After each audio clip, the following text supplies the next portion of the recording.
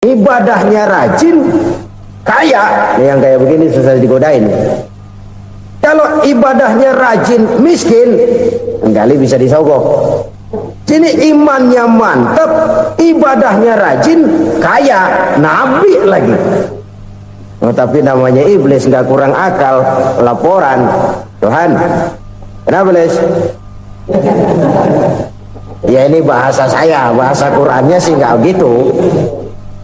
Itu hambamu yang namanya Ayub, dia rajin ibadah cuma karena dikasih kaya aja. Coba kasih miskin dia, berhenti dia sembahyang. Ah, kamu bisa aja. Saya tahu Ayub itu hambaku yang ikhlas. Saya buktiin Tuhan, silahkan. Dibuktiin lah, iblis turun ke alam ini. Yang mula-mula dia lakukan, dia rusak sawah ladang Nabi Ayub, dia binasakan binatang ternak Nabi Ayub, sehingga dalam waktu singkat jatuhlah Nabi Ayub dari orang paling kaya jadi orang paling miskin. Beliau masih ibadah di mihrab dalam masjid, datang iblis. Saudara Ayub, ya, lagi ngapain? Ibadah, nyembah Allah, nyembah Allah. Oh, percuma. Kenapa? Tuhan yang ente sembah nih, dia udah bikin miskin ente. Sawah ladang ente hancur lebur, binatang ternak binasa. Sekarang ente jadi orang paling miskin. Ngapain nyembah Tuhan kayak begitu? Tekor. Udah berhenti dah ibadah, berhenti ibadah. Ini iblis sama Tuhan laporannya lain, yang dikerjakan kepada Nabi Ayub juga lain. Benar begitu iblis kata Nabi Ayub? Iya, sawah ladang saya habis, buras. Binatang ternak saya binasa, binasa. Saya miskin, bangpak. Apa jawab Nabi Ayub? Bukan innalillahi, ini hebat.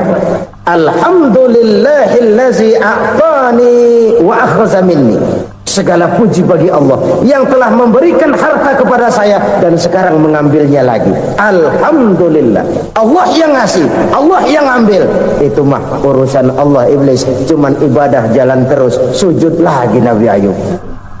Iblis seleher gondok banget. Dasar Nabi gak mempan dia apa-apain. Miskin malah alhamdulillah, Allah yang ngasih, Allah yang ambil.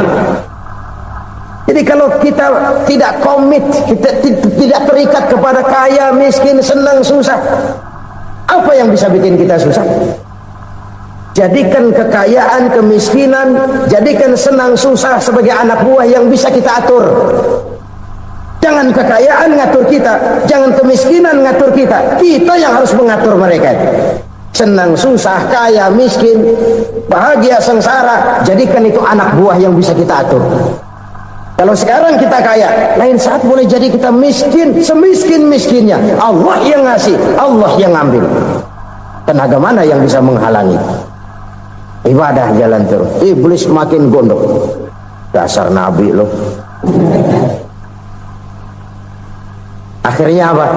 Nabi Ayub dikerjain, diberikan penyakit. Demikian fatal penyakitnya. Bayangin, udah miskin, sakit. Masya Allah. Miskin, sakit. Sakitnya nggak lama, kira-kira 16 tahun. Istrinya 3, 2 mental minta ceraiin. Ngerawatin laki bengek begini. Senang belum tentu, susah udah pasti nih. Cerai aja, cerai dah. Cerai. Tinggal satu, Siti Rahmah yang setia menemani beliau. Sesetia-setianya hati perempuan. Satu saat Siti Rahmah bilang, "Bang, iya, abang kan Nabi, Bang. Lalu, namanya Nabi kan doanya jarang meleset, Bang. Maksud kamu minta kenapa sih sama Tuhan biar abang sembuh, baik dah, Bang?" Siti Rahmah, iya. Saya sakit berapa tahun sih dah? 16 tahun, Bang. Sebelum ini saya sehat berapa tahun? Ya kira-kira 60 tahun, Bang. Nah, coba ente banding-bandingin, Rahmah. Saya dikasih sehat 60 tahun, dikasih sakit 16 tahun. Sudah nggak sabar mau doa kepada Allah minta sembuh. Saya malu kepada Allah. Diuji dengan yang luar biasa seperti ini, tidak mengganggu stabilitas kehambaannya. Dia tetap menghamba kepada Allah Subhanahu wa ta'ala. Malahan ada hadis memberikan jaminan, inna shadaqatal mar'il muslimi tazidu fil umri wa tadfa'u mitatas su'i. Sesungguhnya sedekahnya seorang mukmin tazidu fil umri, bisa menambah umur panjang, wa tadfa'u mitatas su'i, dan menyelamatkan manusia dari mati secara su'ul khatimah. Jadi siapa yang kepengen panjang umur, banyaklah sedekah. Yang bosan hidup, pelit terus. Sedekah menambah panjang umur dan menyelamatkan manusia dari mati secara su'ul khatimah. Pak, katanya umur itu nggak bisa ditambah, nggak bisa dikurangin. Kapan? Kalau ajal sudah datang. Wa idza jaa ajaluhum la yastakhiruna sa'atan wa la yastaqdimun. Kalau ajal datang tidak bisa dimajukan, tidak bisa dimundurkan. Itu kalau ajal sudah datang. Tidak bisa lagi umur ditambah dikurangi, sudah datang. Tapi kalau belum datang, itu kan haknya Allah. Mau ditambah, mau dikurangi, hak prerogatif Allah. Sebagai pencipta manusia, Allah Maha Kuasa dan Maha Mampu. Sedekah ini menambah panjang umur dan menyelamatkan manusia dari mati secara su'ul khatimah. Itu orang mati kan sama ya, kondisinya mati, nggak nafas. Tapi hakikat mati kan lain-lain. Ada yang mati itu husnul khatimah, baik akhirnya. Misalnya lagi ngaji mati, lagi sholat mati, lagi sedekah mati. Ini yang dinamakan dengan husnul khatimah, baik di akhirnya. Sebaliknya ada yang su'ul khatimah, jelek di akhirnya. Ini yang jadi catatan akhir. Lagi nyekek botol, mampus. Lagi banting kartu, modar. Su'ul khatimah, jelek pada akhirnya. Sedekah menyelamatkan manusia dari mati secara su'ul khatimah. Dan kita semua kepengen mendapat husnul khatimah, jauh dari su'ul khatimah. Oleh sebab itu yang bisa menyelamatkan kita dari penyakit itu antara lain adalah sedekah yang disembunyikan, yang dikerjakan dengan ikhlas karena Allah, tidak karena kepengen dipuji orang, tidak karena ingin dikatakan orang pemurah. Sebab orang dermawan itu orang yang memberi tanpa harus diminta. Kalau masih harus diminta, ya belum dermawan namanya, masih harus diminta. Kalau nggak diminta ya tulus, lolos, polos. Saudara-saudara kaum muslimin rahimakumullah, harta adalah amanat dan akan kita pertanggungjawabkan. Allah melebihkan rizki sebagian kita dari yang lain agar kita saling tolong menolong, bantu membantu. Nabi janjikan siapa yang meringankan beban saudaranya muslim di dunia, Allah akan meringankan bebannya di akhirat nanti. Sebuah jaminan dari baginda Nabi.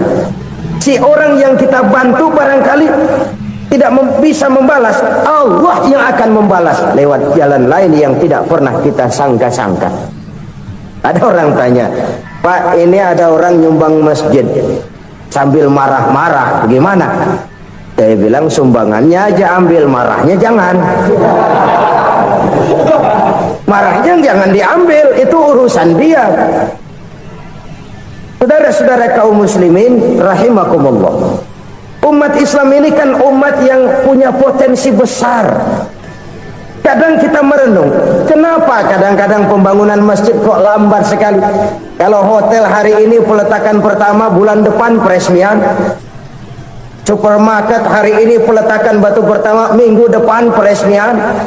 Tapi kalau sudah yang namanya masjid, kadang-kadang peletakan batu pertama sekaligus jadi batu terakhir. 3 tahun, 4 tahun, campur nebar jalak di jalanan, duit dijaring kayak ikan sepat. Apa tidak ada orang Islam yang kaya? Banyak. Apa tidak ada pengusaha muslim yang jadi konglomerat? Ada. Lalu yang belum banyak itu yang komit terhadap nilai-nilai agamanya. Akhirnya kita jatuh jadi umat yang lemah. Belum Ada pengusaha konglomerat muslim buka pabrik supermi cap beduk misalnya umpamanya atau pabrik kecap cap sorban supaya identitas keislamannya sedikit kelihatan.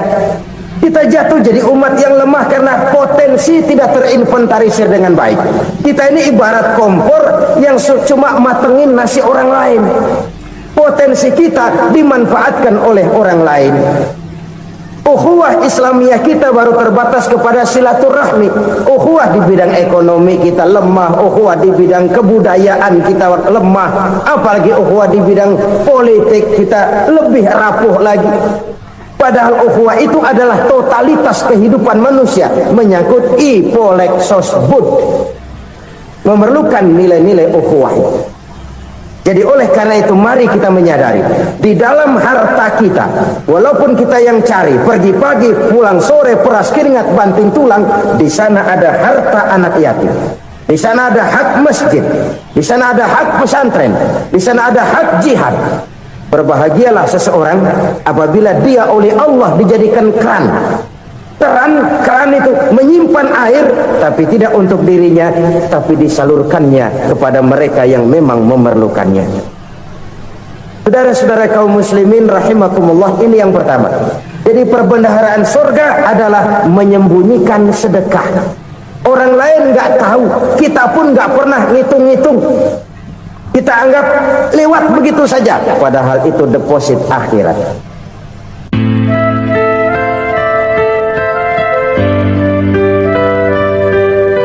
Selalu berusaha menyimpan sesuatu yang bisa membawa manfaat, baik untuk dirinya, untuk anak cucunya, maupun untuk keluarganya, untuk masa kini dan masa depannya.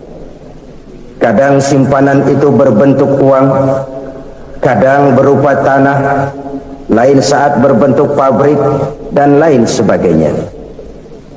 Sementara masa depan yang paling pasti adalah akhirat.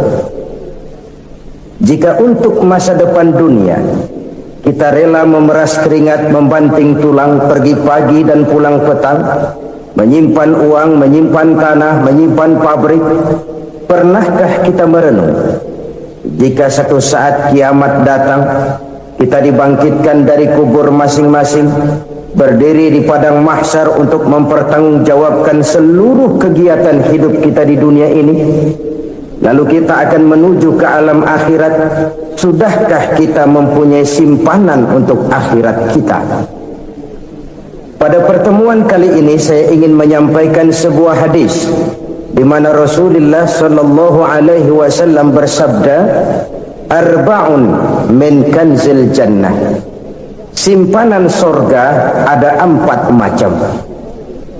Yang pertama, ikhfa'us sadaqah, menyembunyikan sedekah. Saudara-saudara kaum muslimin, sebagaimana yang kita maklum bahwa Allah Subhanahu wa taala melebihkan sebagian rezeki dari kita terhadap yang lain.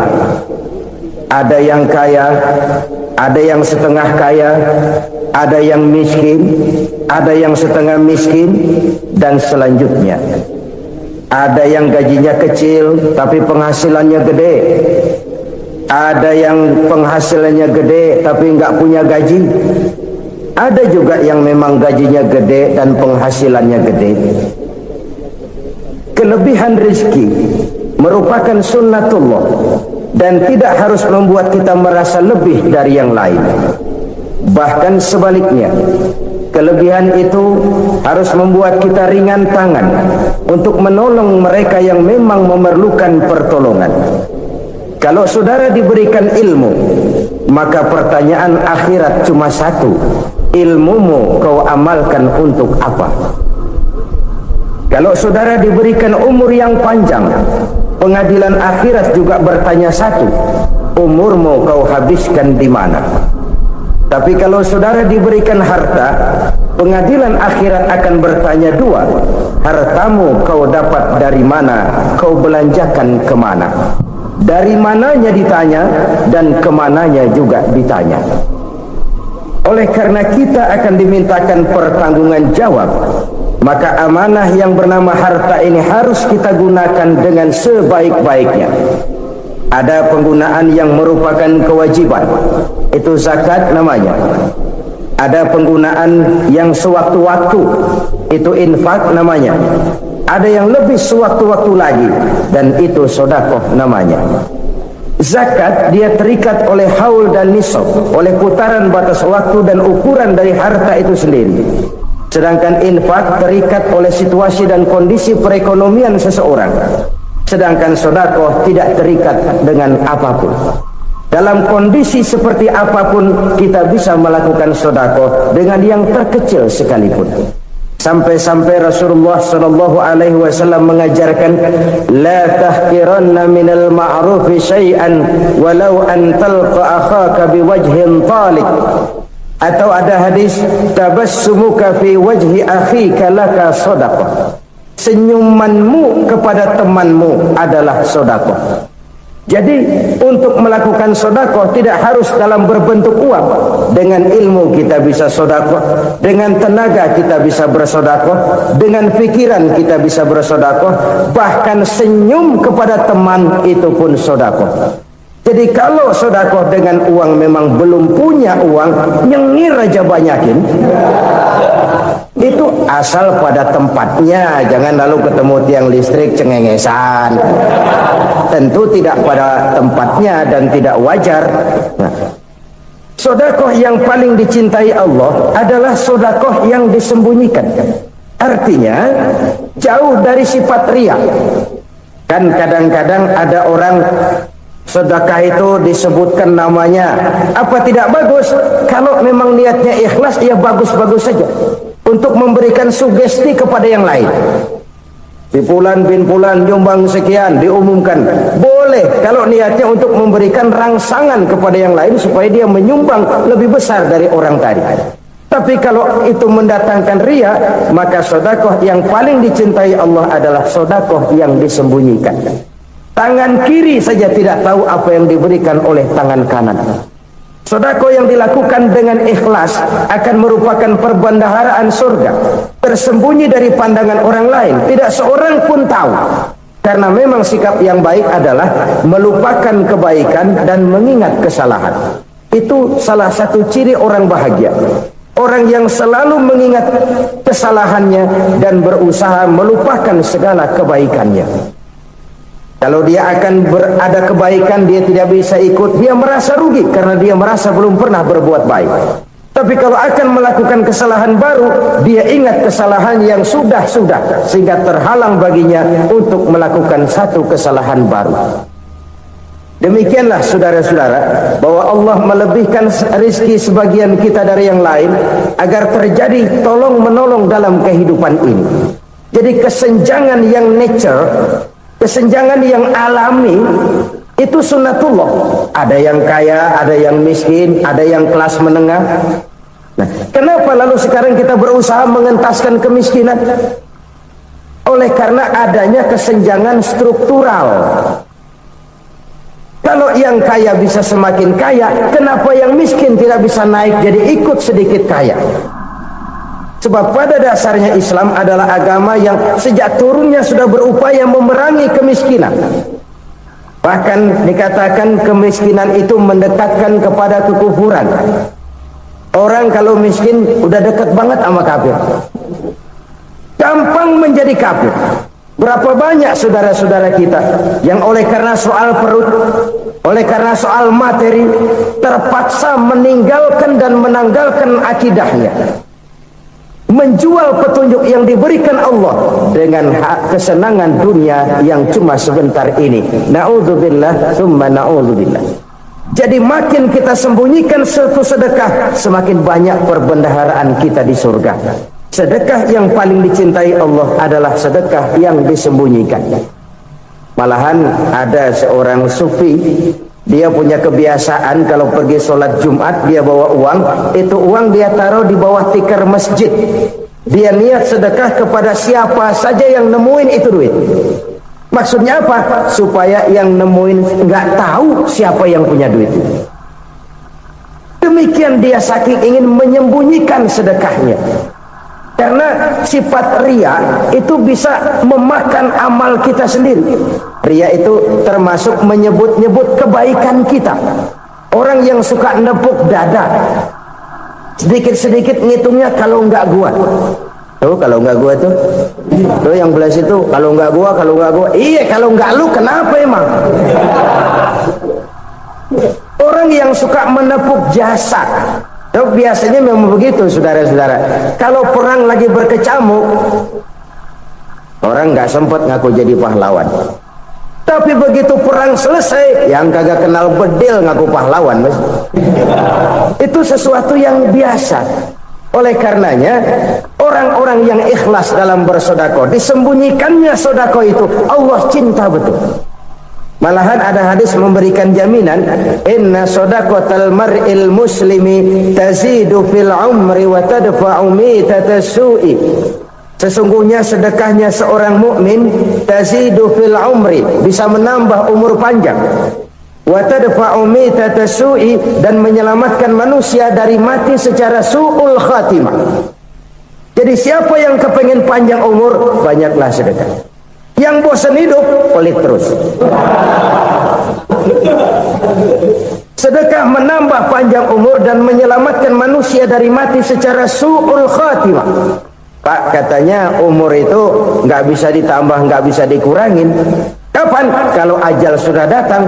Wa idza jaa ajaluhum la yastakhiruna sa'atan wa la yastaqdimun. Kalau ajal datang tidak bisa dimajukan, tidak bisa dimundurkan. Itu kalau ajal sudah datang. Tidak bisa lagi umur ditambah dikurangi, sudah datang. Tapi kalau belum datang, itu kan haknya Allah. Mau ditambah, mau dikurangi, hak prerogatif Allah. Sebagai pencipta manusia, Allah Maha Kuasa dan Maha Mampu. Sedekah ini menambah panjang umur dan menyelamatkan manusia dari mati secara su'ul khatimah. Itu orang mati kan sama ya, kondisinya mati, nggak nafas. Tapi hakikat mati kan lain-lain. Ada yang mati itu husnul khatimah, baik akhirnya. Misalnya lagi ngaji mati, lagi sholat mati, lagi sedekah mati. Ini yang dinamakan dengan husnul khatimah, baik di akhirnya. Sebaliknya ada yang su'ul khatimah, jelek di akhirnya. Ini yang jadi catatan akhir. Lagi nyekek botol, mampus. Lagi banting kartu, modar. Su'ul khatimah, jelek pada akhirnya. Sedekah menyelamatkan manusia dari mati secara su'ul khatimah. Dan kita semua kepengen mendapat husnul khatimah, jauh dari su'ul khatimah. Oleh sebab itu yang bisa menyelamatkan kita dari penyakit itu antara lain adalah sedekah yang disembunyikan, yang dikerjakan dengan ikhlas karena Allah, tidak karena kepengen dipuji orang, tidak karena ingin dikatakan orang pemurah. Sebab orang dermawan itu orang yang memberi tanpa harus diminta. Kalau masih harus diminta, ya belum dermawan namanya, masih harus diminta. Kalau nggak diminta ya tulus, lolos, polos. Saudara-saudara kaum muslimin rahimakumullah, harta adalah amanat dan akan kita pertanggungjawabkan. Allah melebihkan rizki sebagian kita dari yang lain agar kita saling tolong menolong, bantu membantu. Nabi janjikan siapa yang meringankan beban saudaranya muslim di dunia, Allah akan meringankan bebannya di akhirat nanti. Sebuah jaminan dari baginda Nabi. Si orang yang kita bantu barangkali tidak bisa membalas, Allah yang akan membalas lewat jalan lain yang tidak pernah kita sangka-sangka. Ada orang tanya, Pak, ini ada orang nyumbang masjid sambil marah-marah, gimana? Saya bilang sumbangannya aja ambil, marahnya jangan. Marahnya jangan diambil, itu urusan dia. Saudara-saudara kaum muslimin rahimakumullah, umat Islam ini kan umat yang punya potensi besar. Kadang kita merenung, kenapa kadang-kadang pembangunan masjid kok lambat sekali?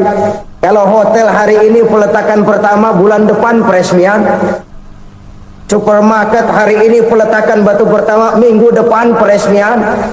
Tapi kalau sudah yang namanya masjid, kadang-kadang peletakan batu pertama sekaligus jadi batu terakhir. 3 tahun, 4 tahun, campur nebar jalak di jalanan, duit dijaring kayak ikan sepat. Apa tidak ada orang Islam yang kaya? Banyak. Apa tidak ada pengusaha muslim yang jadi konglomerat? Ada. Lalu yang belum banyak itu yang komit terhadap nilai-nilai agamanya.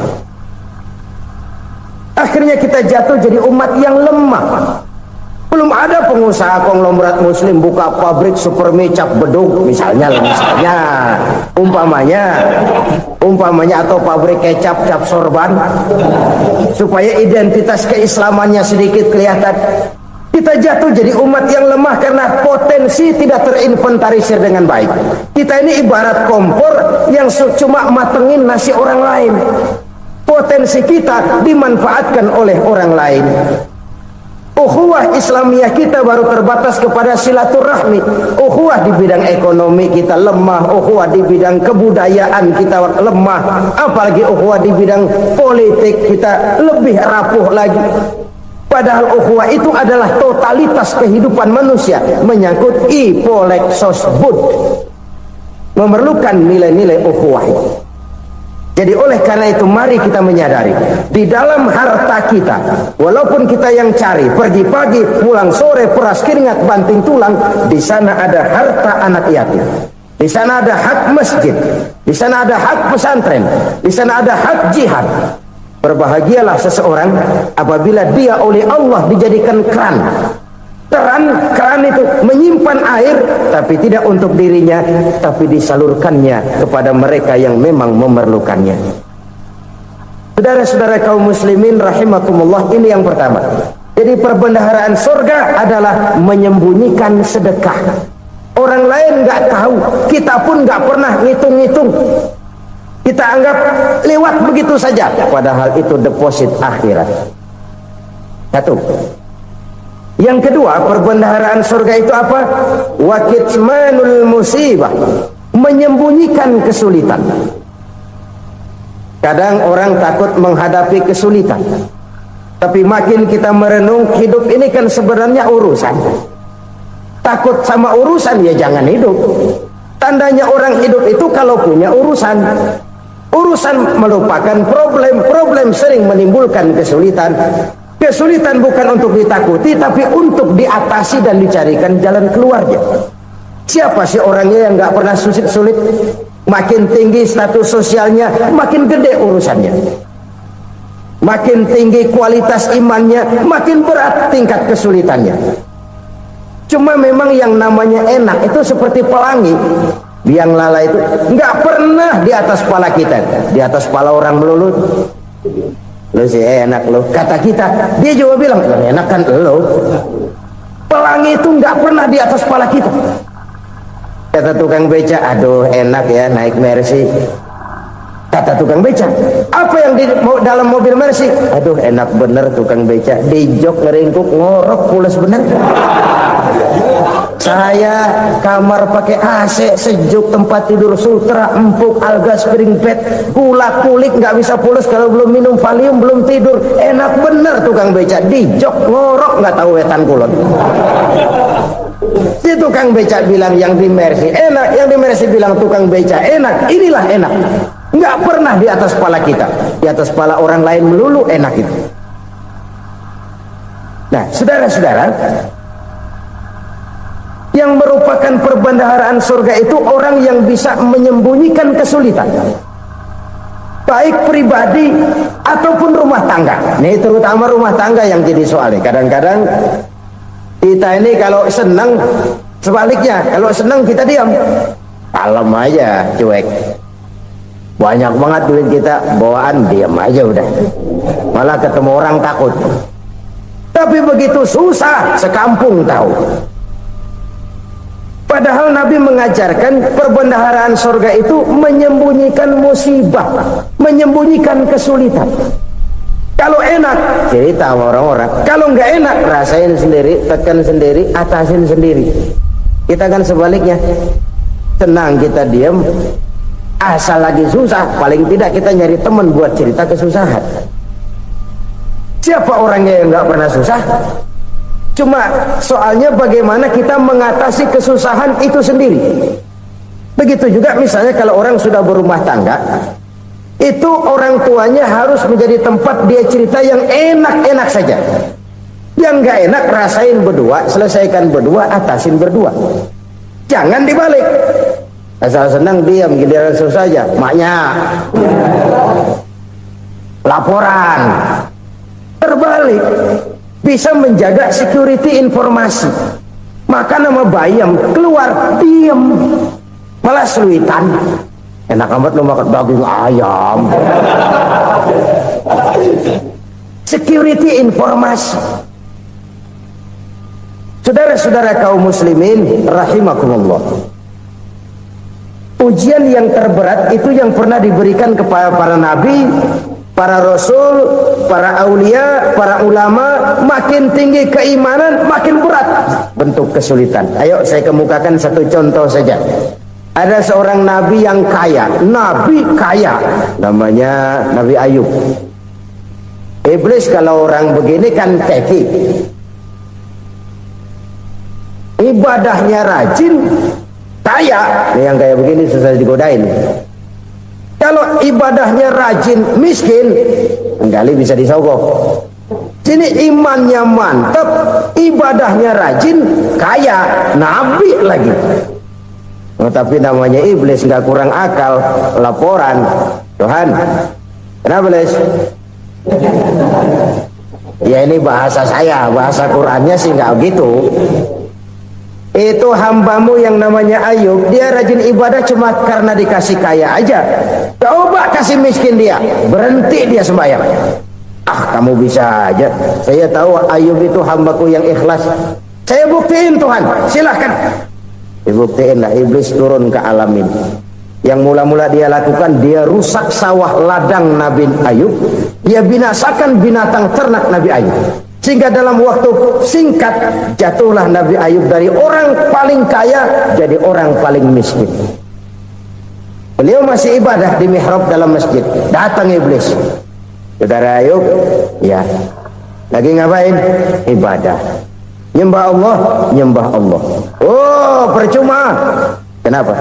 Tuhan yang ente sembah nih, dia udah bikin miskin ente.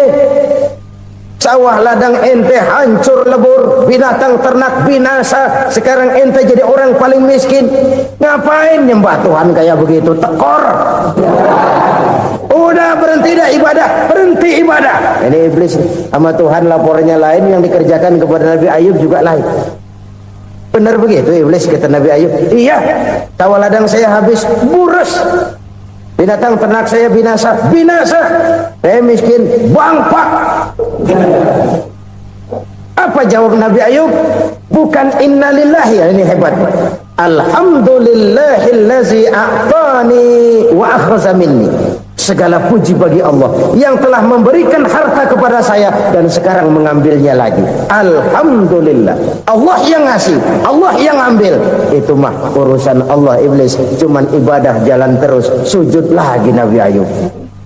Iblis seleher gondok banget. Dasar Nabi gak mempan dia apa-apain. Miskin malah alhamdulillah. Allah yang ngasih, Allah yang ambil. Jadi kalau kita tidak komit, kita tidak terikat kepada kaya, miskin, senang, susah, apa yang bisa bikin kita susah? Jadikan kekayaan, kemiskinan, jadikan senang, susah sebagai anak buah yang bisa kita atur. Jangan kekayaan ngatur kita, jangan kemiskinan ngatur kita. Kita yang harus mengatur mereka. Senang, susah, kaya, miskin, bahagia, sengsara, jadikan itu anak buah yang bisa kita atur. Kalau sekarang kita kaya, lain saat boleh jadi kita miskin, semiskin-miskinnya. Allah yang ngasih, Allah yang ambil. Tenaga mana yang bisa menghalangi? Ibadah jalan terus. Iblis makin gondok. Dasar Nabi loh. Akhirnya apa? Nabi Ayub dikerjain, diberikan penyakit. Demikian fatal penyakitnya. Bayangin, udah miskin, sakit. Masya Allah. Miskin, sakit. Sakitnya nggak lama, kira-kira 16 tahun. Istrinya 3, 2 mental minta ceraiin. Ngerawatin laki bengek begini. Senang belum tentu, susah udah pasti nih. Cerai aja, cerai dah. Cerai. Tinggal satu Siti Rahmah yang setia menemani beliau. Sesetia-setianya hati perempuan. Satu saat Siti Rahmah bilang, "Bang, iya, abang kan Nabi, Bang. Lalu, namanya Nabi kan doanya jarang meleset, Bang. Maksud kamu minta kenapa sih sama Tuhan biar abang sembuh baik dah, Bang?" Siti Rahmah, iya. Saya sakit berapa tahun sih dah? 16 tahun, Bang. Sebelum ini saya sehat berapa tahun? Ya kira-kira 60 tahun, Bang. Nah, coba ente banding-bandingin, Rahmah. Saya dikasih sehat 60 tahun, dikasih sakit 16 tahun. Sudah nggak sabar mau doa kepada Allah minta sembuh. Saya malu kepada Allah. Diuji dengan yang luar biasa seperti ini, tidak mengganggu stabilitas kehambaannya. Dia tetap menghamba kepada Allah Subhanahu wa ta'ala. Saudara-saudara kaum muslimin rahimakumullah, kunci menghadapi kesulitan itu apa? Allah jelaskan dalam satu ayat, wa basyiris sabirin alladzina iza asabathum musibah qalu inna lillahi wa inna ilaihi raji'un. Gembirakan orang-orang yang sabar. Siapa mereka itu? Yang apabila mendapat musibah mereka kembali kepada keyakinan dasar, segalanya dari Allah dan segalanya akan kembali kepada Allah. Ini konsepsi dasar dari sikap muslim dalam menghadapi berbagai kesulitan. Segalanya dari Allah, segalanya akan kembali kepada Allah.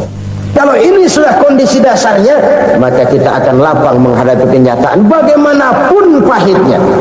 Apakah itu namanya miskin, apakah itu namanya sakit, bahkan maut sekalipun. Segalanya dari Allah, segalanya akan kembali kepada Allah. Ini sikap hidup, bukan sekedar ucapan. Kita kadang-kadang menjadikannya sebagai ucapan. Mulutnya sehingga berhenti, innalillahi wa inna ilaihi raji'un, tapi nangisnya terus gerung-gerungan. Bukan itu, ini kesadaran moral. Kalau segalanya dari Allah, segalanya kembali kepada Allah, kan sebenarnya cuma nunggu giliran.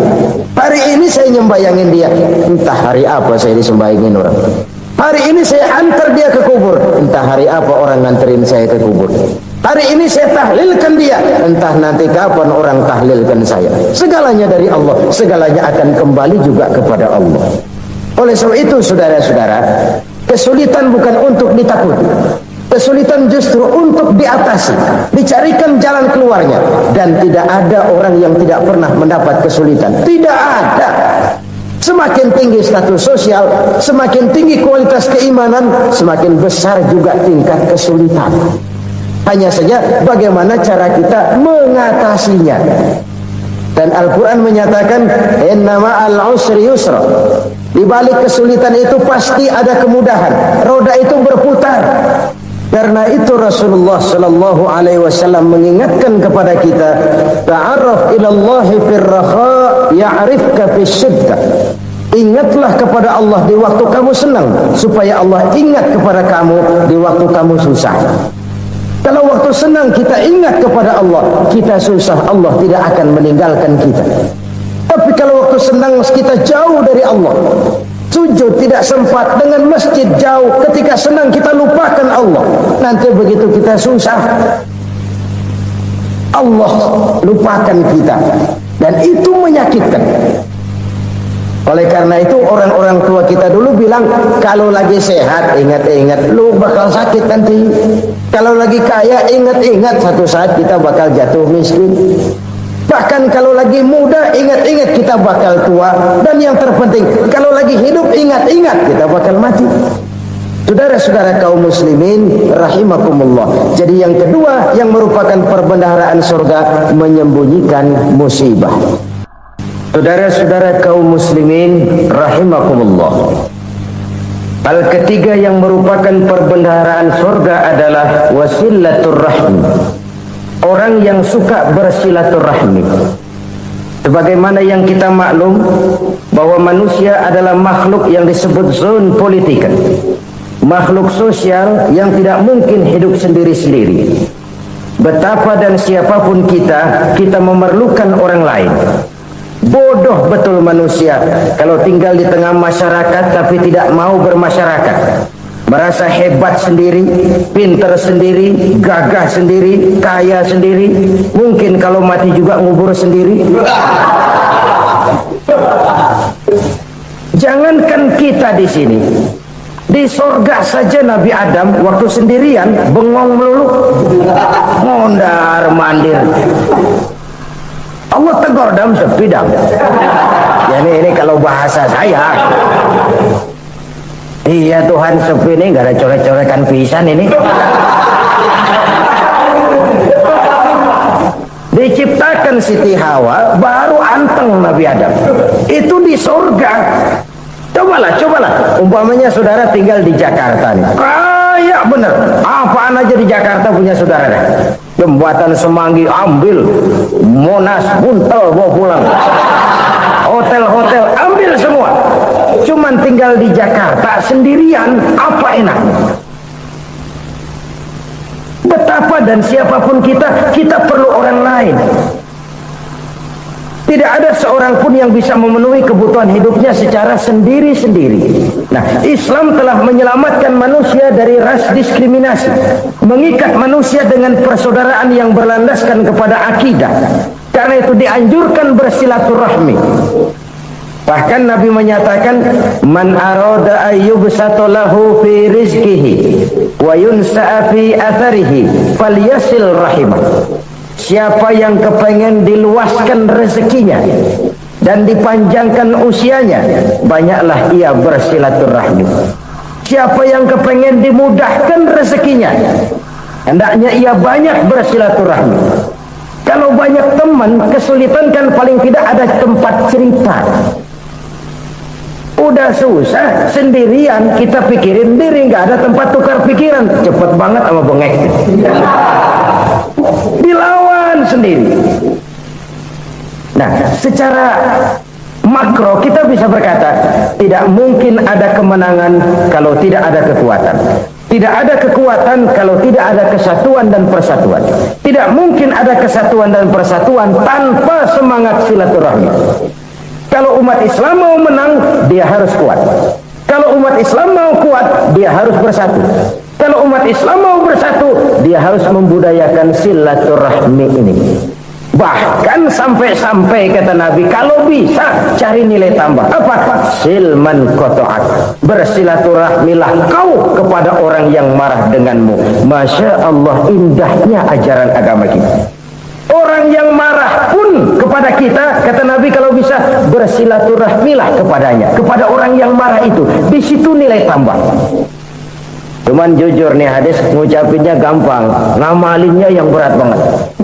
Orang marah sama kita disuruh silaturahmi, ada apa sama lu marah, ada gua marahan lagi, gue pikirin.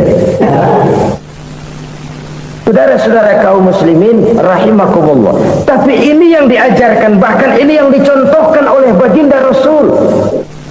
Bagaimana begitu mudah, misalnya satu saat Abu Jahal ini ngatur strategi bagaimana bikin Muhammad celaka. Dia gali lubang di depan tempat tidurnya. Dia tutupin daun korma. Terus dia panggil seseorang, ke sini. Kasih tahu Muhammad, pamannya sakit keras, minta ditengokin. Berangkat orang ini ke sana. Muhammad, labbaik. Pamanmu sakit keras, dia minta ditengokin. Baik, saya akan datang menjenguk beliau. Berangkatlah Nabi ke rumah Abu Jahal tanpa prasangka apapun. Abu Jahal udah pasang stil, selimut 3 rangkap setengah di paku, persis kayak orang meriang. Tapi sembari ngintip dari balik selimut. Begitu Muhammad buka pintu, nah masuk perangkap nih. Muhammad jalan menuju tempat pembaringan. Makin lama makin dekat, makin lama makin dekat, makin dekat ke lubang yang dipasang oleh Abu Jahal itu. Dalam hati Abu Jahal, terus dah jatuh, mampus kalau ini. Mampus lu hari ini. Apa yang terjadi? Malaikat Jibril datang, Muhammad, pamanmu cuma pura-pura sakit. Di depan tempat tidurnya ada lubang perangkap supaya kamu jatuh ke situ. Sudah, kamu pulang. Balik kanan Nabi. Sudah hampir jatuh ke lubang, balik kanan, pulang. Bayangin kecewanya Abu Jahal. Muhammad dikit lagi, Muhammad dikit lagi. Enggak, paman, saya pulang aja. Emosi, bangun dari tempat tidur, enggak sadar kalau lagi pura-pura sakit. Lompat ngejar Nabi, dia lupa dengan lubang yang dia gali. Pusrah, nyemplung sendiri ke dalam lubang.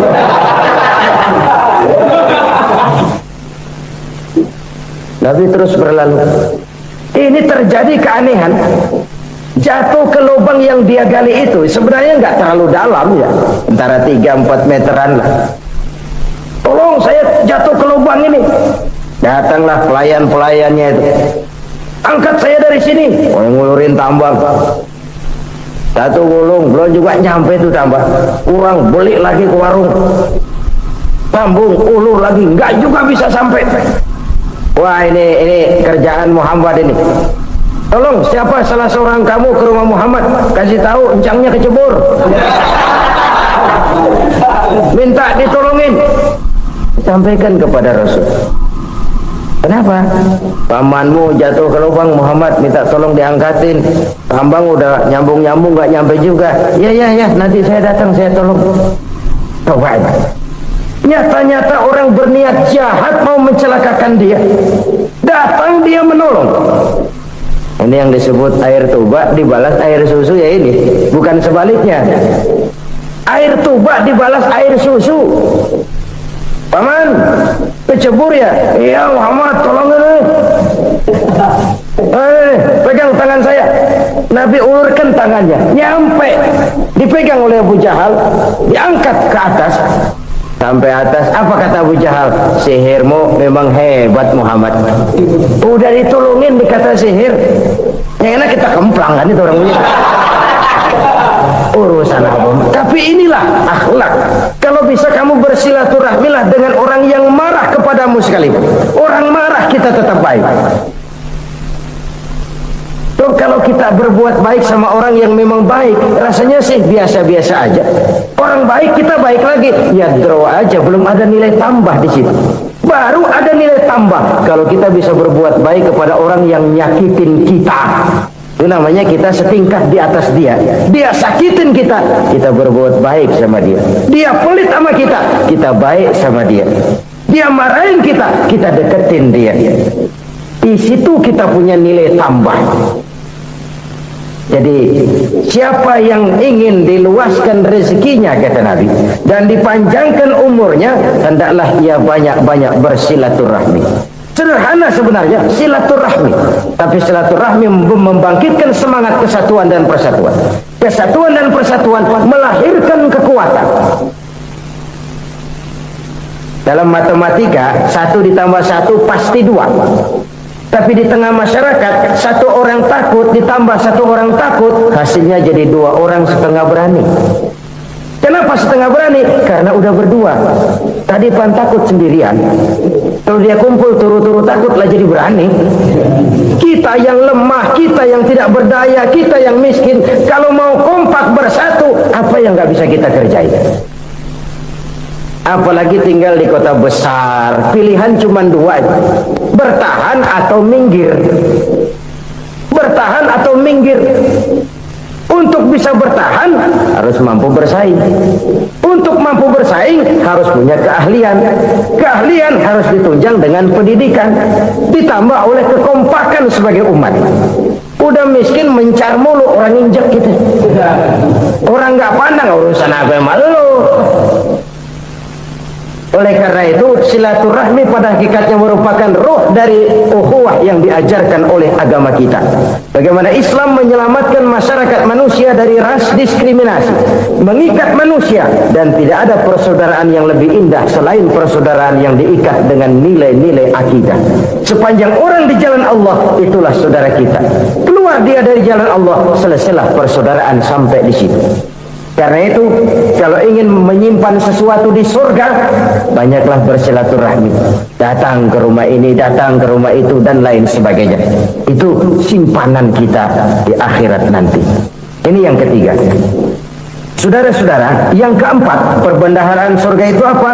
Wa qawlu la hawla wa la quwwata illa billah. Ucapan la hawla wa la quwwata illa billah. Ibadah kan ada yang berat, modalnya besar. Bangun masjid berat, modalnya besar. Bangun rumah sakit berat, modalnya besar. Ada ibadah yang berat tapi modalnya ringan. Misalnya puasa. Puasa itu berat, mengendalikan nafsu. Kalau sekedar nggak makan nggak minum sih enteng, mengendalikan nafsu itu jihad terbesar. Tapi kan modalnya ringan, cuma niat saja. Ini ibadah berat, modalnya ringan. Ada ibadah yang ringan, modalnya juga enteng. Seperti termasuk ucapan la haula wa la quwwata illa billah. Tanpa sadar, la haula wa la quwwata illa billah. Nyelengin tuh di surga. Nyelengin, kita nggak terasa. Nyelengin simpanan akhirat. La haula wa la quwwata illa billah. Nyimpan lagi. Kaget, la haula wa la quwwata illa billah. Nyimpan lagi. Banyak simpanan. Walaupun sebenarnya yang dimaksud di sini adalah kesadaran batin bahwa tidak ada daya dan kekuatan kecuali Allah. Itu intinya. Kita memulai pekerjaan disunahkan baca bismillah, kan begitu? Apa itu? Kesadaran moral bahwa ini saya bisa kerjakan. Saya kerjakan ini dengan menyebut nama Allah. Kenapa? Kalau Allah tidak memberikan daya dan kekuatan, mana mampu saya kerjakan ini. Maka saya kerjakan ini dengan menyebut nama Allah. Bismillah. Kesadaran moral. Manusia hanya wajib berusaha, tapi nggak pernah wajib berhasil. Banyak hal-hal yang kalau kita renungkan secara rasio nggak mungkin, tapi jadi kenyataan. La haula wa la quwwata illa billah. Tidak ada daya dan kekuatan kecuali bagi Allah semata-mata. Kesadaran moral akan kelemahan dan keterbatasan makhluk bernama manusia. Kadang kita kagum dengan otak, tapi kita sering lupa sama yang bikin otak. Padahal bagaimanapun hebatnya otak, yang bikin otak pasti lebih hebat dari otak. Nggak percaya, silahkan otak-otakan. Inilah kecenderungan. Kita kagum dengan pesawat-pesawat mutakhir, bukan main, besi gede banget terbang itu. Alangkah hebatnya. Lalu apa yang bikin otak tidak lebih hebat dari itu semua? Kita puji laut, apa yang bikin laut tidak lebih hebat dari laut itu? La haula wa la quwwata illa billah. Tidak ada daya dan kekuatan kecuali Allah. Apa yang bisa kita lakukan kalau tidak karena daya dan kemampuan yang diberikan oleh Allah kepada kita? Lahirlah sikap tawadhu, rendah hati, tidak melonjak menjadi angkuh dan sombong, sadar akan kelemahan dan keterbatasan diri. Sebagai makhluk yang diciptakan oleh Allah Subhanahu wa ta'ala. Jadi satu sisi ini ucapan yang berpahala, la haula, jadi wiridan. Pada sisi lain ini kesadaran moral, sikap mental, kesadaran batin bahwa yang punya daya dan kekuatan itu cuma Allah. Kita nggak pantas untuk sombong. Sebab sombong itu pakaiannya Allah. Kita nggak sedang pakai pakaian Allah, kegedean. Dan makin kita renungi, makin terbentur. Apa sih yang bisa kita sombongi? Kita mau sombong apa? Kaya? Pintar? Itu kan semua relatif. Di atas langit masih ada langit lagi. Jadi oleh karenanya, marilah kita menyadari. Manusia hanya wajib berusaha, tapi tidak pernah wajib berhasil. Yang berusaha saja tidak wajib berhasil, apalagi yang tidak berusaha. Islam bukan agama orang pemalas yang selesai sholat lalu enggelohom, enggelenggem ayem-ayem. Tapi Islam bukan agama orang sombong yang setelah berusaha lalu tidak memerlukan Allah. Kita bisa saja bikin proyeksi tahun sekian kita bakal panen besar menurut perhitungan otak.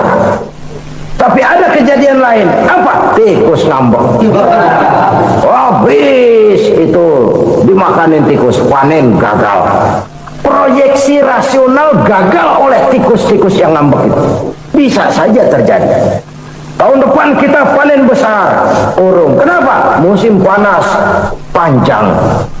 Jadi sekarang ini koran-koran bikin berita musim mengalami penyelewengan.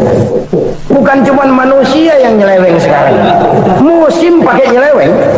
Mestinya kan musim hujan sudah selesai, masih hujan-hujan juga. Musim. Nah sekarang kita boleh bikin proyeksi, kita bakal panen besar.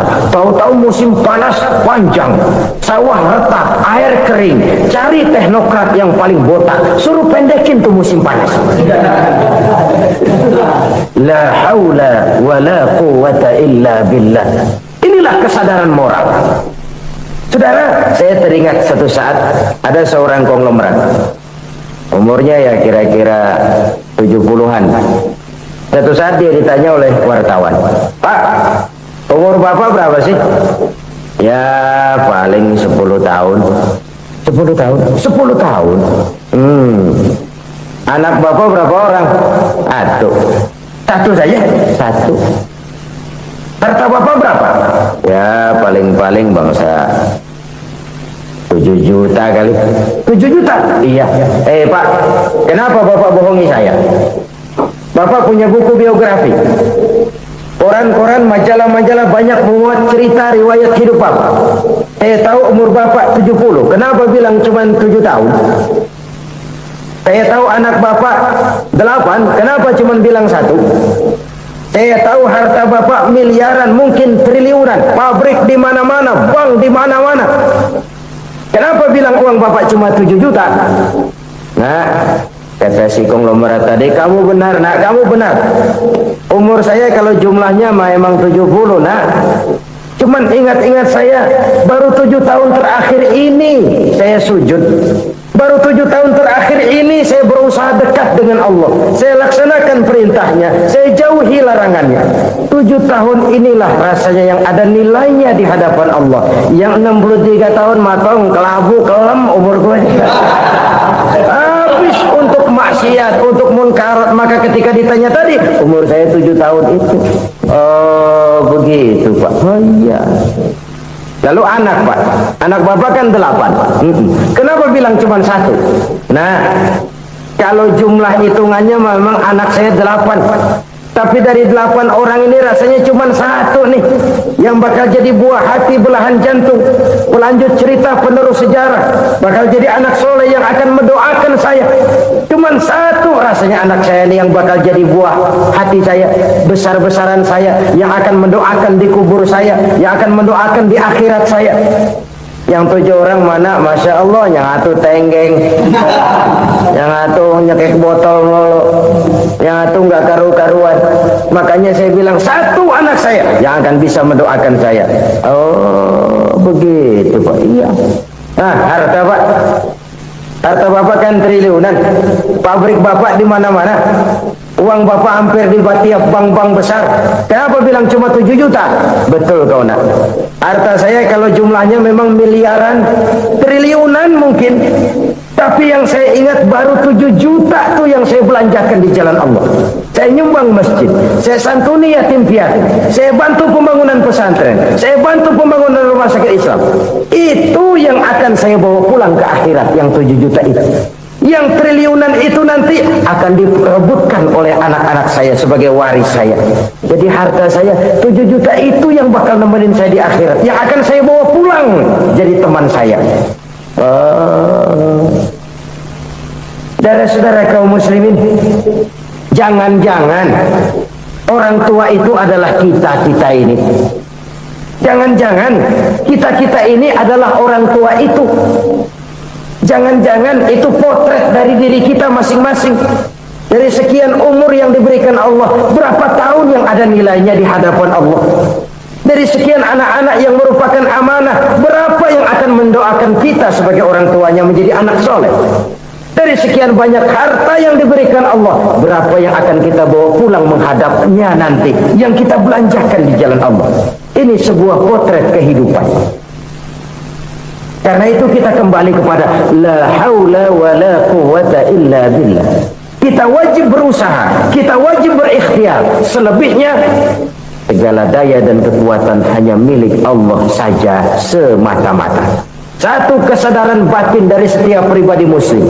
Setelah ia berusaha dan berikhtiar, ia menyerahkannya kepada Allah Subhanahu wa ta'ala. Jadi satu sisi ini merupakan wiridan ucapan yang mengandung pahala. Pada sisi lain ini merupakan sikap batin dari seorang muslim di dalam ia menghadapi realitas kehidupan ini. Saudara-saudara kaum muslimin rahimakumullah, kalau ini kita jadikan satu basis kehidupan, maka ini akan menyelamatkan manusia dari kemungkinan tergelincir menjadi orang yang lupa diri dan lupa darat. Sebab itu Imamul Ghazali berpesan, jaddidis safinah fa innal bahra amiq wa khuziz zad fa inna safara ba'id wa khaffifil hamla fa innal hamla sadid. Perbarui selalu kapalmu karena lautan sangat dalam. Bawa bekal yang banyak karena perjalanan ini sangat jauh. Ringankan beban karena kebanyakan beban akan menyakitkan. Alangkah indah kalimat ini, alangkah dalam makna yang terkandung di sana. Perbarui selalu kapalmu karena lautan sangat dalam. Apa artinya ini? Jaga mentalmu baik-baik. Pelihara imanmu baik-baik karena hidup penuh cobaan seperti lautan. Kita kalau berlayar di lautan kan kadang-kadang tenang, angin bertiup sepoi-sepoi basah. Jika malam datang, bintang gemintang bertabur menghias cakrawala. Rembulan memantulkan sinarnya dengan indah. Dalam keadaan begitu berlayar enak. Tapi lain saat ombak menggunung, halilintar menyambar, angin topan bertiup. Berapa banyak sudah saudara-saudara kita yang tenggelam di lautan dunia tanpa sadar bahwa dia belum sampai kepada pantai yang akan dituju. Berapa banyak sudah saudara-saudara kita yang tenggelam di lautan dunia ini tanpa sempat bangkit lagi. Dia menyangka sudah sampai kepada tujuannya. Hati-hati kapal jangan sampai bocor karena lautan sangat dalam. Iman ini jaga baik-baik karena hidup penuh dengan ujian. Wa khuzizat fa inna safara ba'id. Bawa bekal yang banyak karena perjalanan sangat jauh. Saudara mau ke Bandung, bawa duit. Saudara mau ke Surabaya, banyakkan lagi duitnya. Saudara mau ke Mekah, gepokan, iketan tuh duit enggak lembaran lagi. Makin jauh perjalanan, makin banyak bekal yang harus kita bawa. Kalau saudara dari Jakarta mau ke Surabaya, kagak bawa duit berangkat juga, itu sih bukan berani namanya, nekat. Sampai Surabaya belum tentu, sengsara di jalan udah pasti. Kenapa? Nggak bawa bekal berangkat. Sama juga kita nih, misalnya belum sempat sembahyang, mati. Waduh, berani banget orang. Belum punya bekal, mati. Sengsara di jalan. Atau bekal tidak cukup. Dari Jakarta saudara mau ke Surabaya, bawa duit 500 perak. Paling jauh Cikampek nyampenya itu. Paling jauh itu. Antara jauhnya perjalanan dengan bekal yang saudara bawa tidak seimbang. Hidup ini perjalanan panjang. A walking tour. Dimulai dari alam arwah, sebelum jasad diciptakan, roh diciptakan lebih dulu. Dari situ pindah ke alam rahim, dari alam rahim pindah ke alam dunia, dari alam dunia pindah ke alam barzah, baru menuju akhirat. Satu perjalanan panjang. Kalau bekal tidak bawa, sengsara di jalan. Bawa bekal yang banyak karena perjalanan ini sangat jauh. Wa khaffifil hamla, ringankan beban karena beban itu cuma akan menyulitkan. Kalau bekal itu sih keperluan, tapi beban nggak kita perluin, cuma ngeberat-beratin. Apa ini beban? Dosa, kecurangan, kebatilan, kezoliman, ketidakadilan, kesewenang-wenangan. Itu akan jadi beban kita di akhirat. Alangkah celakanya, perjalanan panjang, bekal tidak bawa, beban kelewat banyak, alamat sengsara di jalan. Pahala tidak ada, dosa berlipat ganda. Na'udzubillah, summa na'udzubillah.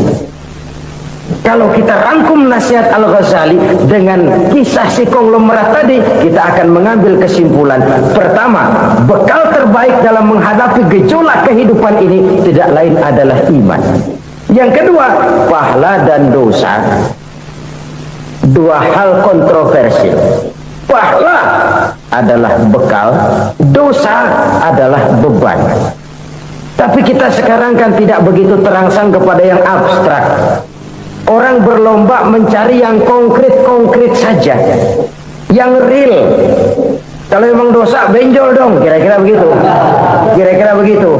Persis orang Yahudi dulu.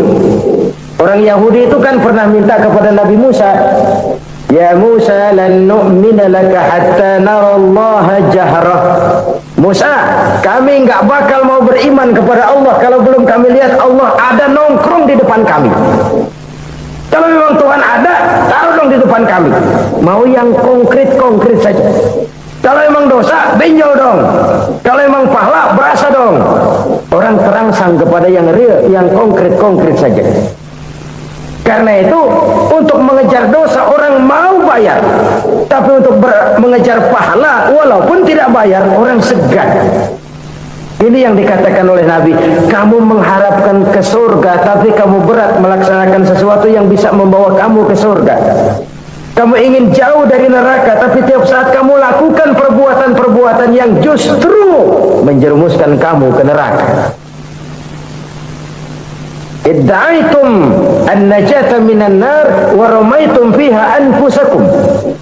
Kamu ingin selamat dari neraka, tapi kamu lemparkan diri kamu ke neraka. Kamu ingin masuk surga, tapi berat sekali kamu melakukan perbuatan-perbuatan yang bisa menyampaikan kamu di surga. Saudara-saudara kaum muslimin rahimakumullah. Jadi hal keempat yang merupakan perbendaharaan surga adalah la haula wa la quwwata illa billah.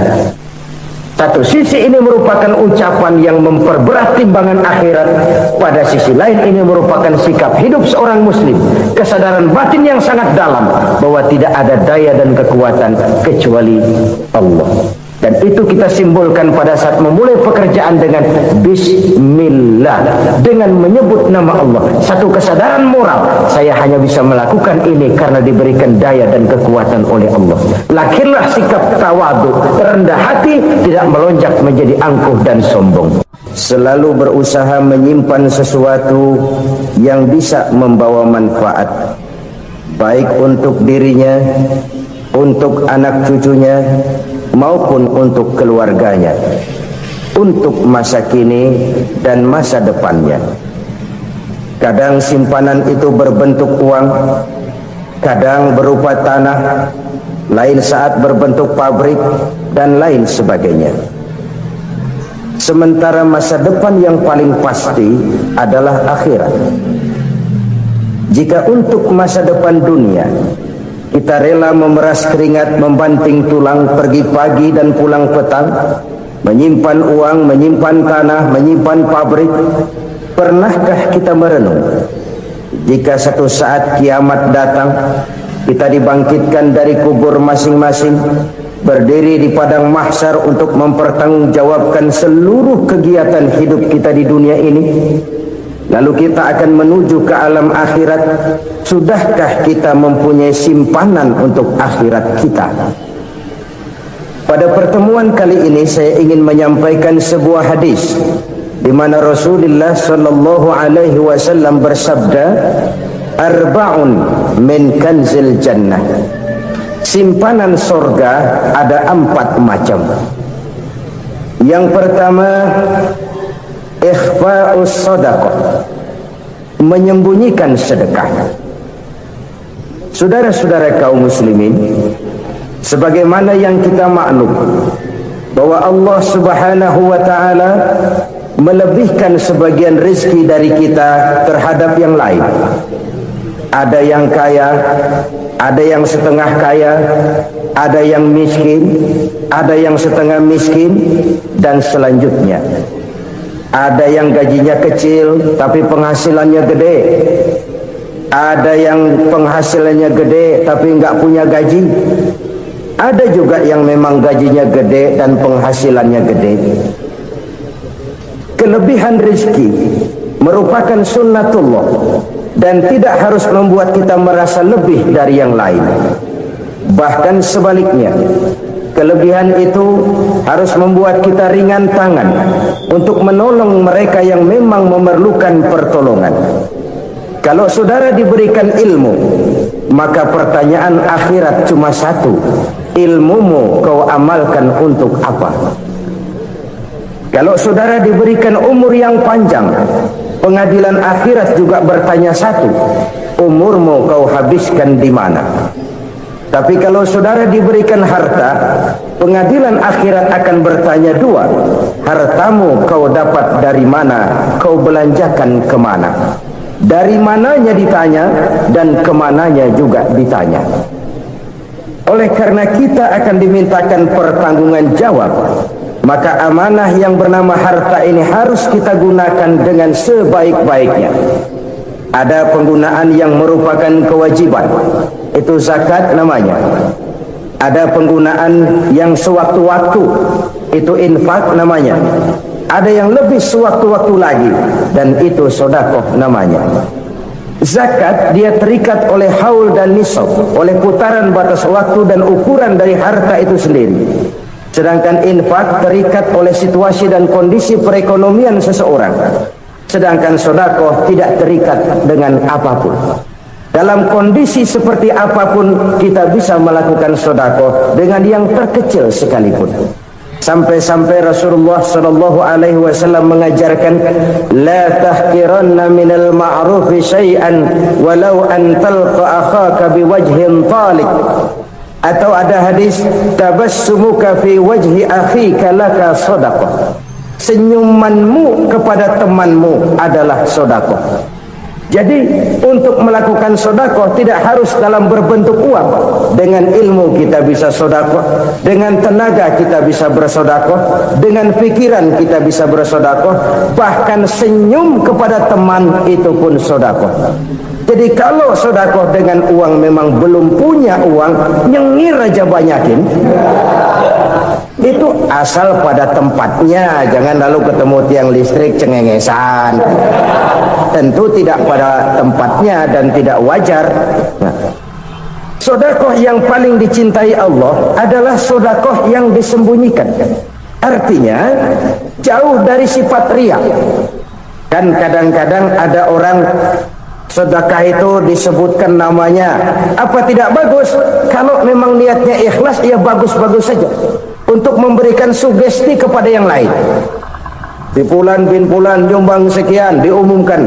Boleh kalau niatnya untuk memberikan rangsangan kepada yang lain supaya dia menyumbang lebih besar dari orang tadi. Tapi kalau itu mendatangkan riya, maka sedekah yang paling dicintai Allah adalah sedekah yang disembunyikan. Tangan kiri saja tidak tahu apa yang diberikan oleh tangan kanan. Sedekah yang dilakukan dengan ikhlas akan merupakan perbendaharaan surga, tersembunyi dari pandangan orang lain, tidak seorang pun tahu. Karena memang sikap yang baik adalah melupakan kebaikan dan mengingat kesalahan. Itu salah satu ciri orang bahagia. Orang yang selalu mengingat kesalahannya dan berusaha melupakan segala kebaikannya. Kalau dia akan berada kebaikan, dia tidak bisa ikut, dia merasa rugi karena dia merasa belum pernah berbuat baik. Tapi kalau akan melakukan kesalahan baru, dia ingat kesalahan yang sudah-sudah, sehingga terhalang baginya untuk melakukan satu kesalahan baru. Demikianlah saudara-saudara, bahwa Allah melebihkan rezeki sebagian kita dari yang lain agar terjadi tolong-menolong dalam kehidupan ini. Jadi kesenjangan yang nature, kesenjangan yang alami itu sunnatullah. Ada yang kaya, ada yang miskin, ada yang kelas menengah. Nah, kenapa lalu sekarang kita berusaha mengentaskan kemiskinan? Oleh karena adanya kesenjangan struktural. Kalau yang kaya bisa semakin kaya, kenapa yang miskin tidak bisa naik jadi ikut sedikit kaya? Sebab pada dasarnya Islam adalah agama yang sejak turunnya sudah berupaya memerangi kemiskinan. Bahkan dikatakan kemiskinan itu mendekatkan kepada kekufuran. Orang kalau miskin udah dekat banget sama kafir. Gampang menjadi kafir. Berapa banyak saudara-saudara kita yang oleh karena soal perut, oleh karena soal materi, terpaksa meninggalkan dan menanggalkan akidahnya, menjual petunjuk yang diberikan Allah dengan hak kesenangan dunia yang cuma sebentar ini. Na'udzubillah tsumma na'udzubillah. Jadi makin kita sembunyikan satu sedekah, semakin banyak perbendaharaan kita di surga. Sedekah yang paling dicintai Allah adalah sedekah yang disembunyikan. Malahan ada seorang sufi, dia punya kebiasaan kalau pergi sholat Jumat dia bawa uang, itu uang dia taruh di bawah tikar masjid. Dia niat sedekah kepada siapa saja yang nemuin itu duit. Maksudnya apa? Supaya yang nemuin nggak tahu siapa yang punya duit. Demikian dia saking ingin menyembunyikan sedekahnya. Karena sifat ria itu bisa memakan amal kita sendiri. Ria itu termasuk menyebut-nyebut kebaikan kita. Orang yang suka nepuk dada, sedikit-sedikit ngitungnya kalau enggak gua. Tuh kalau enggak gua tuh. Tuh yang belah situ kalau enggak gua, kalau enggak gua. Iya kalau enggak lu kenapa emang? Orang yang suka menepuk jasad, biasanya memang begitu saudara-saudara. Kalau perang lagi berkecamuk, orang nggak sempat ngaku jadi pahlawan. Tapi begitu perang selesai, yang kagak kenal bedil ngaku pahlawan, mas. Itu sesuatu yang biasa. Oleh karenanya, orang-orang yang ikhlas dalam bersodako, disembunyikannya sodako itu, Allah cinta betul. Malahan ada hadis memberikan jaminan, inna shadaqatal mar'il muslimi tazidu fil umri wa tadfa'u mitatas su'i. Sesungguhnya sedekahnya seorang mukmin tazidu fil umri, bisa menambah umur panjang, wa tadfa'u mitatas su'i, dan menyelamatkan manusia dari mati secara su'ul khatimah. Jadi siapa yang kepengen panjang umur, banyaklah sedekah. Yang bosan hidup, pelit terus. Sedekah menambah panjang umur dan menyelamatkan manusia dari mati secara su'ul khatimah. Pak, katanya umur itu nggak bisa ditambah, nggak bisa dikurangin. Kapan? Kalau ajal sudah datang. Wa idza jaa ajaluhum la yastakhiruna sa'atan wa la yastaqdimun. Kalau ajal datang tidak bisa dimajukan, tidak bisa dimundurkan. Itu kalau ajal sudah datang. Tidak bisa lagi umur ditambah dikurangi, sudah datang. Tapi kalau belum datang, itu kan haknya Allah. Mau ditambah, mau dikurangi, hak prerogatif Allah. Sebagai pencipta manusia, Allah Maha Kuasa dan Maha Mampu. Sedekah ini menambah panjang umur dan menyelamatkan manusia dari mati secara su'ul khatimah. Itu orang mati kan sama ya, kondisinya mati, nggak nafas. Tapi hakikat mati kan lain-lain. Ada yang mati itu husnul khatimah, baik akhirnya. Misalnya lagi ngaji mati, lagi sholat mati, lagi sedekah mati. Ini yang dinamakan dengan husnul khatimah, baik di akhirnya. Sebaliknya ada yang su'ul khatimah, jelek di akhirnya. Ini yang jadi catatan akhir. Lagi nyekek botol, mampus. Lagi banting kartu, modar. Su'ul khatimah, jelek pada akhirnya. Sedekah menyelamatkan manusia dari mati secara su'ul khatimah. Dan kita semua kepengen mendapat husnul khatimah, jauh dari su'ul khatimah. Oleh sebab itu yang bisa menyelamatkan kita dari penyakit itu antara lain adalah sedekah yang disembunyikan, yang dikerjakan dengan ikhlas karena Allah, tidak karena kepengen dipuji orang, tidak karena ingin dikatakan orang pemurah. Sebab orang dermawan itu orang yang memberi tanpa harus diminta. Kalau masih harus diminta, ya belum dermawan namanya, masih harus diminta. Kalau nggak diminta ya tulus, lolos, polos. Saudara-saudara kaum muslimin rahimakumullah, harta adalah amanat dan akan kita pertanggungjawabkan. Allah melebihkan rizki sebagian kita dari yang lain agar kita saling tolong menolong. bantu membantu. Nabi janjikan siapa yang meringankan beban saudaranya muslim di dunia, Allah akan meringankan bebannya di akhirat nanti. Sebuah jaminan dari baginda Nabi. Si orang yang kita bantu barangkali tidak bisa membalas, Allah yang akan membalas lewat jalan lain yang tidak pernah kita sangka-sangka. Ada orang tanya, Pak, ini ada orang nyumbang masjid sambil marah-marah, bagaimana? Saya bilang sumbangannya aja ambil, marahnya jangan. Marahnya jangan diambil, itu urusan dia. Saudara-saudara kaum muslimin rahimakumullah, umat Islam ini kan umat yang punya potensi besar. Kadang kita merenung, kenapa kadang-kadang pembangunan masjid kok lambat sekali?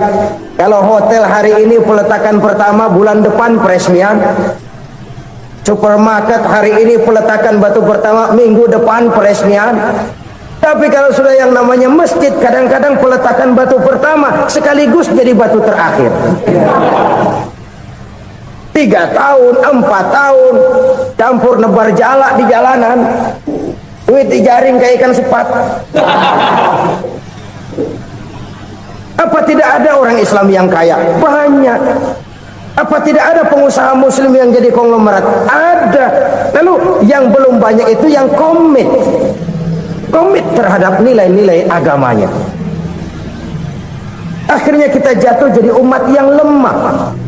Belum ada pengusaha konglomerat muslim buka pabrik super mie cap beduk misalnya umpamanya.